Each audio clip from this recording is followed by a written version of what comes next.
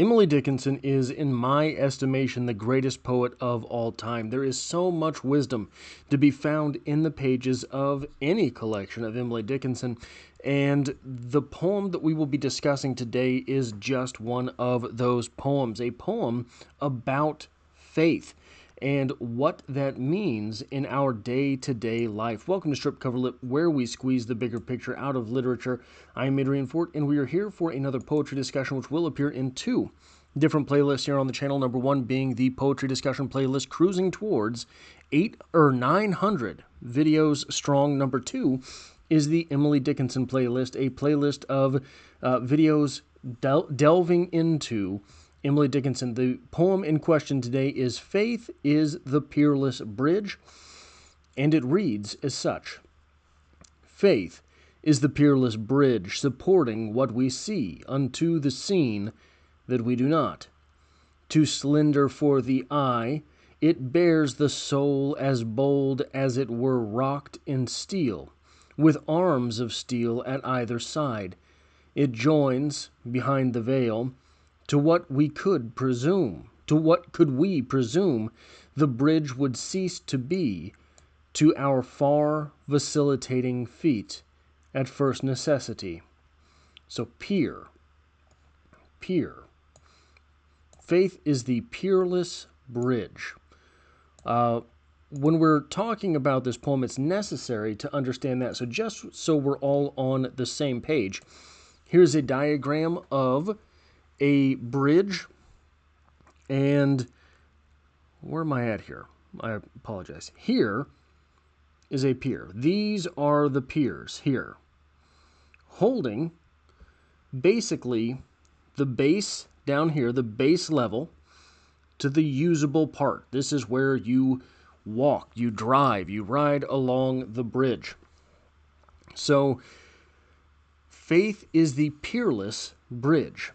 So faith does not include the piers. So what are we looking at when we start to talk about that? You still have your foundation. Your foundation is still there. The reason that you have faith is there. Why do you have faith? This could be in a religious sense. This could be, for example, when you're talking about religion, you were born into a place or a family that was very strong in religion, held that religion. That's the reason you have that faith in the first place, right? Then you have still the bridge itself, the part that is usable, the part where you walk, the part that is what it means to be on a bridge. This is still here. Boom. All in blue there. This is still here. Boom. All in blue there. I should have thought this out better beforehand. But this is still new to me, so I apologize. I'm not a tech guy. I'm a literature guy. You still have the foundation. You still have the part where you walk. That is to say, your footing is sure. You have your faith in things. You have it active and traversable on a daily basis. This is where you use your faith. So you have your base, which is where you got your faith, why you have that faith, and then you have the bridge, which is where you walk. It is how you use that faith. But there is the faith, so the peerless part right here means that you do not have this part that connects the base to the bridge itself. Not there. The bridge is hovering over the base. That is what faith means. You have faith that it will connect, that the bridge itself will not collapse onto the foundation. Which is to say that having faith, using faith, existing in faith itself requires faith. Now, you could make the argument that this is turtles all the way down. Your faith in your faith requires faith in faith, requires faith in faith, right? But that is a different argument altogether. That is a different conversation for a different time. What Emily Dickinson here is saying is that your faith that you use requires faith that it will stand, which is an interesting argument, right? It is an interesting idea that faith requires faith. This is something that so Christopher Hitchens, for example, was a guy who made a lot of arguments against religion, and he would sort of hone in on this in his arguments, that faith requires faith, and therefore it's tautological, therefore it doesn't do any good, it is no use. Obviously, however, well, I don't know that he made the it's no use argument, but he made the argument that it is not necessarily applicable in your daily life, because if you lose that faith in the faith, all of a sudden you have a chasm, you have a void. True enough, right? You can go into a nihilistic spiral very quickly in that fashion. But let's explore that. What if you lose your faith in faith? I think that happens a lot, right?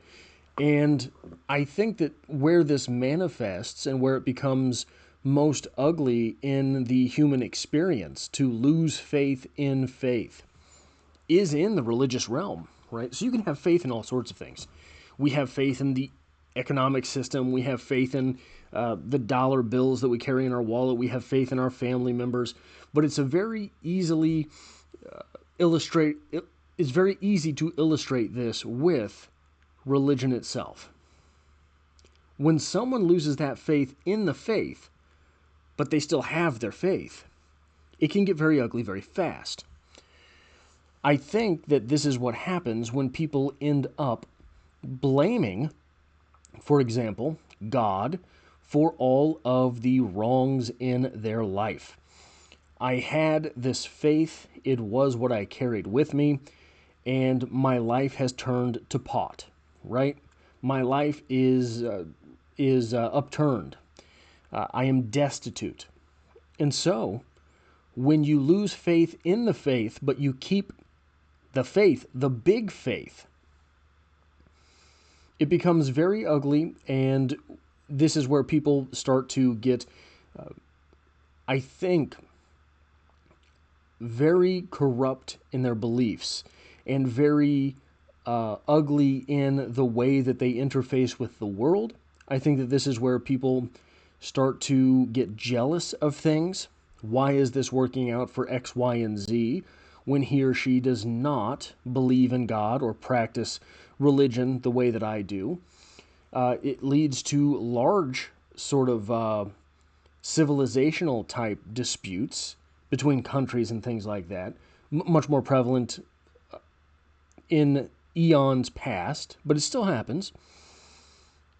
And that jealousy, when one loses their faith in the faith, when one is deciding that this here, the peers themselves are gone, and that walking space collapses onto the foundation, that's where jealousy comes up. Jealousy is something that will turn your heart very, very fast, if we can use poetic terms. To have faith, I think Emily Dickinson is correct. You have to have faith in the faith, that this layer here, the peers themselves, are going to be there. Because when things do start to turn bad, when things do start to go wrong, to have faith in the faith is to maintain the assumption that whatever it is in which that faith is held, it can be religion, it can be family members, it can be the economy, whatever it is, the faith in that faith itself will be the guiding path, perhaps ironically here, to digging oneself out of that hole, to getting back to being right. But once the bridge itself, the walking path, the decking collapses onto the abutments, the pile caps, once that walking space collapses onto the foundation, there's no other answer. And there's no reason to believe. So the bridge here, if you really want to take this metaphor to the next level. There's land over here. There's land over here.